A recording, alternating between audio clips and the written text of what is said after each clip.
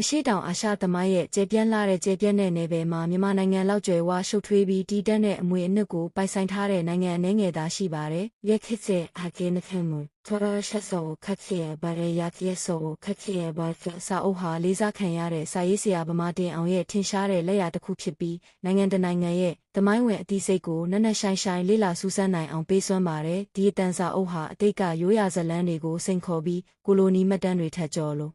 နဲ့မြန်မာနိုင်ငံရဲ့မူလအစကိုစနစ်တကျနဲ့တည်ကြတဲ့စူးစမ်းလေ့လာမှုတစ်ခုပြုလုပ်ဖို့တိုက်တွန်းခြင်းဖြင့်စတင်ပါတယ်။ဇလန်းဟာကြီးကျယ်ခမ်းနားတဲ့စာလိပ်တစ်ခုလိုပွင့်လာပြီးပထမဆုံးကြီးကျယ်တဲ့နိုင်ငံတော်တွေအတွက်လမ်းခင်းပေးခဲ့တဲ့သမိုင်းမတင်မီခေတ်တွေနဲ့စတင်ပါတယ်။ဗမာတင်အောင်ဟာရာဇဝင်းရိုးရာတော်ဝင်ရာဇဝင်များကိုဂယုတစိုက်စစ်ဆေးပြီးခေတ်တရှေးဟောင်းသူတေသနာရဲ့တွေ့ရှိချက်တွေနဲ့ဖယ်ယာဟာဗေးနဲ့ဟော်လိုကိုလိုနီခေတ်သမိုင်းပညာရှင်တွေရဲ့ရှုထောင့်တွေနဲ့နှိုင်းယှဉ်ထားပါတယ်။ဒီလိုလှုပ်ခြင်းအပြင်ပြင်ပလေးလာသူတွေခြံထားခဲ့တဲ့ဗလိုက်မှုတွေနဲ့ကွာဟချက်တွေကိုဖော်ထုတ်ပြီးမြန်မာနိုင်ငံရဲ့ဇာတ်လမ်းကိုပြီး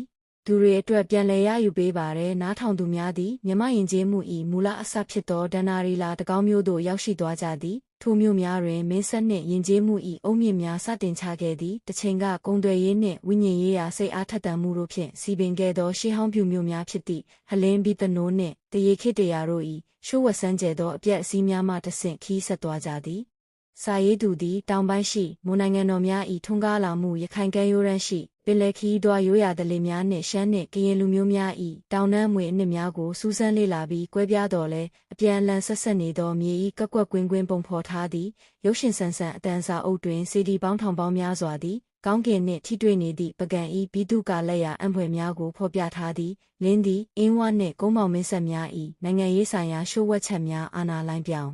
ဤလဲမှုများနှင့်နောက်ဆုံးတွင်ဗြိတိချအင်ပါယာနှင့်ထိပ်တိုက်တွေ့မှုတို့ကိုနက်နက်ရှိုင်းရှိုင်းလေ့လာသည်ကိုလိုနီစနစ်နှင့်ဤတွေ့ဆုံမှုသည်အချုပ်အခြာအာဏာဆုံးရှုံးခြင်းဖြစ်တာမကနိုင်ငံ၏လက္ခဏာကိုပြန်လည်ပုံဖော်ပြီးကိုယ်ပိုင်ဆုံးဖြတ်ခွင့်အတွက်ရှေ့လျားသောရုန်းကန်မှုကိုဖြစ်ပေါ်စေသည့်အပြောင်းလဲကာလတစ်ခုဖြစ်တင်ပြထားသည်မြန်မာသမိုင်းသည်ကာလအလိုက်ဖော်ပြချက်ထက်ပို၍နိုင်ငံတနိုင်ငံသည်ကိုမိတို့မှတ်မိသည်ကိုနက်နဲစွာဆင်ခြင်သုံးသပ်ခြင်းတစ်ခုဖြစ်သည်ဆွဲဆောင်မှုရှိသောဇာတ်ကြောင်းပြောပြချက်မှတဆင့်အသက်ဝင်စေသောဗမောတင်အောင်၏စကားပြေသည်သမိုင်းဝင်ဖြစ်ရများ၏မျက်နှာပြင်ကိုကြော်ရဲရင်းတို့တွင်နေထိုင်ခဲ့ကြသောလူများ၏စိတ်ဓာတ်ကိုမြင်တွေ့ရန်ကျွန်ုပ်တို့အားဖိတ်ခေါ်ပါသည်သမိုင်းဝါဒနာရှင်များအာရှလေလာရေးပညာရှင်များနှင့်ခေတ်ပြိုင်မြန်မာသမိုင်း၏နှဆိုင်သောအမြင့်များကိုနားလည်လိုသူတိုင်းအတွက်မရှိမဖြစ်နားထောင်သင့်သောစာအုပ်တစ်အုပ်ဖြစ်သည်သမိုင်းဖြစ်လာသောဒဏ္ဍာရီများနှင့်နိုင်ငံတနိုင်ငံ၏ကံကြမ္မာဖြစ်လာသောသမိုင်းကိုရှာဖွေတွေ့ရှိရန်ဤပညာရှင်ဆန်သောစွန့်စားခန်းကိုစတင်လိုက်ပါ